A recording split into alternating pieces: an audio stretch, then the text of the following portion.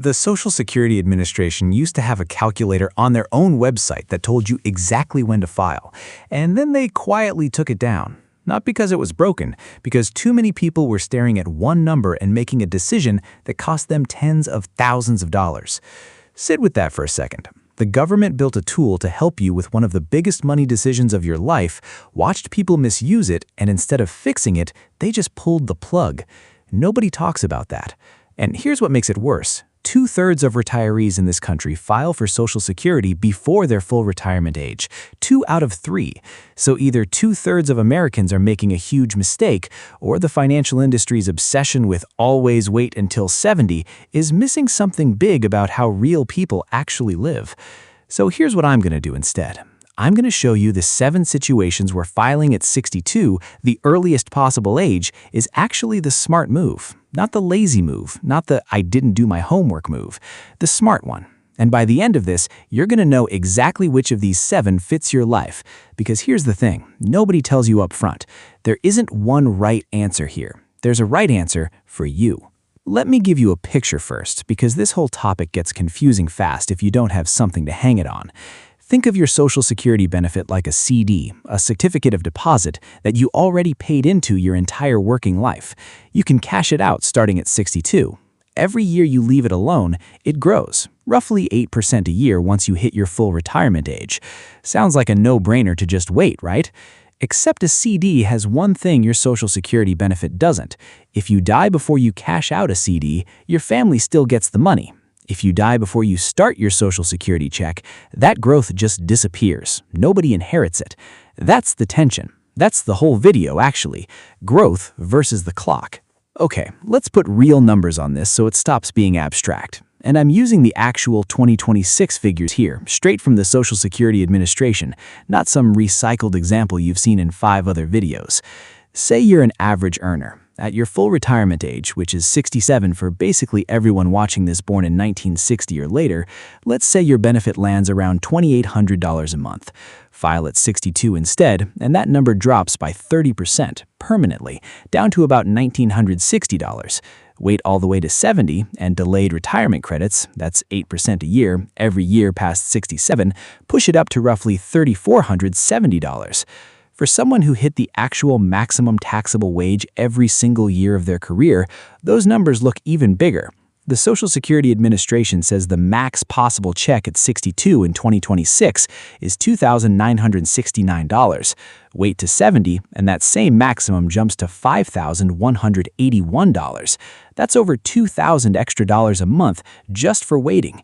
Here's where the classic break-even math comes in, and where almost every online calculator gets sloppy. They tell you your life expectancy is 79. That number is garbage for this decision. 79 is life expectancy from birth. It includes infant mortality, car accidents at 25, everything. It has nothing to do with you, a person who already made it to their 60s. According to the Social Security Administration's own actuary life tables, a 62-year-old man today has an average of another 19 and a half years left, putting him around 81. A 62-year-old woman has almost 22 and a half more years, putting her closer to 84 or 85. So depending on your health and your sex, your real break-even window is somewhere in the low to mid-80s, not your late 70s. That one correction alone changes this entire decision for most people. And there's a second thing almost nobody factors in, right? The cost of living adjustment. Every year, Social Security bumps your check up for inflation. In 2026, that bump was 2.8%. Here's the part that matters. That percentage applies to whatever your base number already is. So if you waited and your check is bigger, your yearly raise is bigger too, in real dollars. It's compound interest, just wearing a government badge. Over 20 or 25 years of retirement, that gap between the early check and the delayed check doesn't just stay the same, it widens every single year. That's the strongest argument for waiting. But it is not the only argument, and it's definitely not the argument for everybody. So let's get into the 7 reasons filing at 62 might actually be the right call for you. Reason 1. Your health or your family's health history points to a shorter runway. If your dad passed at 70, if you've already had a heart event or a cancer diagnosis, the break-even math flips hard in your favor. A bigger check waiting for you at 70 does you zero good if you're not around to cash it in. Filing early means you actually collect on decades of payroll tax you already put in instead of betting it on a number of years you might not get. Reason 2. You want your money while your body can still use it. This gets written off as emotional thinking, but there's real behavioral research behind it. Retirement spending follows a curve. It's high in your 60s when you're active, it drops in your late 70s and 80s, and it drops again after that. $1 at 63 buys you a hiking trip or a flight to see your grandkids. That same dollar at 82 might just sit in a savings account because your body's not up for the trip anymore. The math treats every dollar as equal. Your actual life doesn't. Reason 3. Filing unlocks spousal benefits your household is currently leaving on the table. If your spouse didn't work enough years to build a strong benefit of their own, or their benefit is way lower than yours, they can claim up to 50% of your full retirement age amount, but only after you file. If you're the higher earner and you're sitting there delaying to squeeze out the max, and your spouse has basically nothing coming in, you might be quietly costing your household years of income you never even realized was on the table. Reason 4. Your spouse is the higher earner and their health has taken a serious turn. This is the one almost nobody thinks about, and it might be the most financially important reason on this whole list. Here's how the strategy works.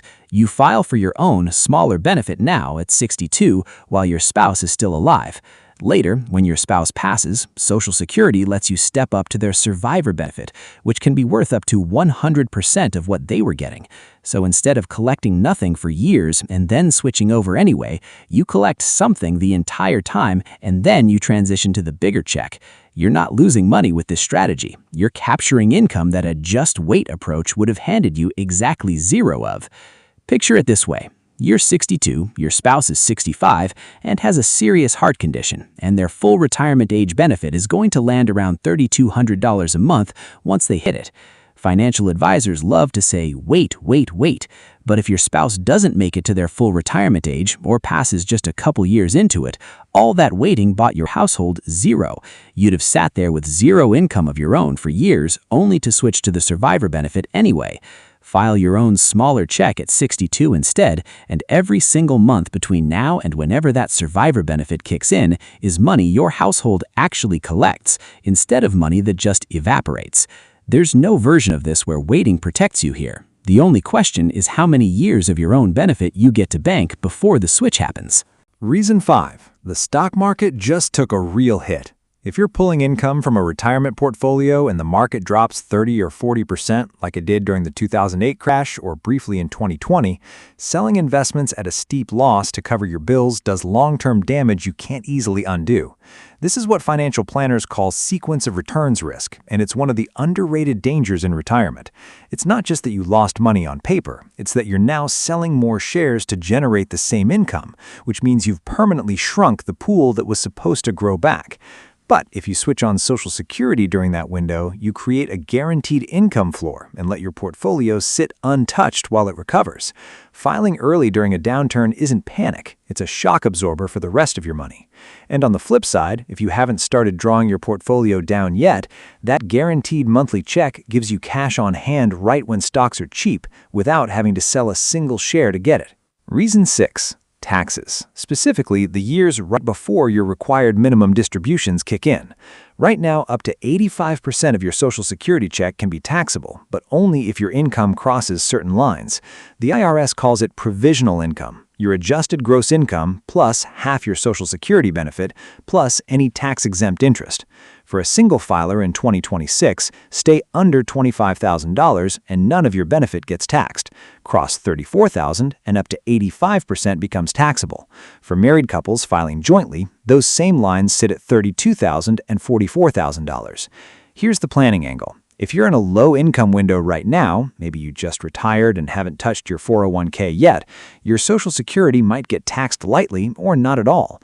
But once you turn 73, the government forces you to start pulling required minimum distributions from those retirement accounts, whether you need the money or not, and that pushes your taxable income way up.